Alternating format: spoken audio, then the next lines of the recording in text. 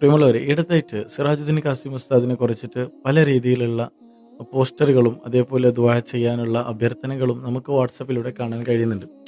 സത്യത്തിൽ എന്താണ് സംഭവിച്ചിട്ടുള്ളത് എന്നുള്ളത് ആർക്കും ഒരു പിടുത്തവുമില്ല. എന്നാൽ സിറാജുദ്ദീൻ കാസിമിക്ക് സുഖമില്ല, നിസ്കരിക്കാനൊക്കെ കഴിയുന്നില്ല എന്ന രീതിയിലൊക്കെ സോഷ്യൽ മീഡിയയിൽ നമുക്ക് കാണാൻ വേണ്ടി കഴിയുന്നുണ്ട്.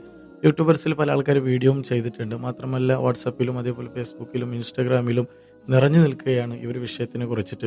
നിങ്ങളെല്ലാവരും വിചാരിക്കുന്നത് പോലെ അത്രയും സീരിയസ് ആയിട്ട് ഒന്നും ഇല്ല എന്നാണ് എനിക്ക് ഒരു വോയിസിലൂടെ അറിയാൻ വേണ്ടി കഴിഞ്ഞത്. ഇത് സത്യാവസ്ഥ എത്രത്തോളം ഉണ്ട് എന്നറിയില്ല. ഏതായിട്ടും ഞാൻ ഒന്ന് കേൾപ്പിച്ചു തരാം, ജസ്റ്റ് ഒന്ന് കേട്ട് നോക്കിയേ.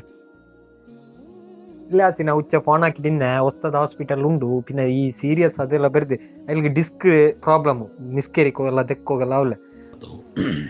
ഇങ്ങനെ ഒരു വോയിസ് വരാനുള്ള കാരണം എൻ്റെ പ്രിയപ്പെട്ട അനിയൻ ബഹുമാനപ്പെട്ട സിറാജുദ്ദീൻ കാസിം ഉസ്താദ് അവர்கள் നടുവേദനയുമായി ബന്ധപ്പെട്ട് എറണാകുളം ലൂർദ് ഹോസ്പിറ്റലിൽ 2 ദിവസമായി അഡ്മിറ്റാണ്. നിങ്ങളോട് അദ്ദേഹത്തിന്റെ രോഗശമനത്തിന് വേണ്ടി ദുആ. ഓക്കെ, ഏതായിട്ടും കേട്ടല്ലോ. അപ്പോൾ ഇൻഷാ അല്ലാഹ് എല്ലാവരും പ്രത്യേകിച്ചിട്ട് ഉസ്താദിന് വേണ്ടി ദുആ ചെയ്യുക. അല്ലാഹു സുബ്ഹാനഹു വ തആല എന്ത് രോഗമുണ്ടെങ്കിലും അല്ലാഹു പെട്ടെന്ന് തന്നെ ശിഫാ നൽകി അനുഗ്രഹിക്കുമാറാകട്ടെ. ഉസ്താദിന്റെ പ്രഭാഷണങ്ങളൊക്കെ നമ്മൾ എല്ലാവരും കേട്ടതാണ്.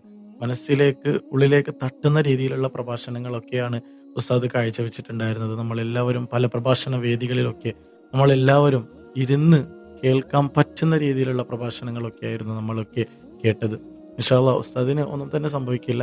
അല്ലാഹു ദീർഘായുസ്സും ആഫിയത്തും ആരോഗ്യവും ഇനിയും നല്ല വലിയ വേദികളിൽ ഒക്കെ പ്രസംഗിക്കാനുള്ള കഴിവും അല്ലാഹു നൽകി അനുഗ്രഹിക്കട്ടെ.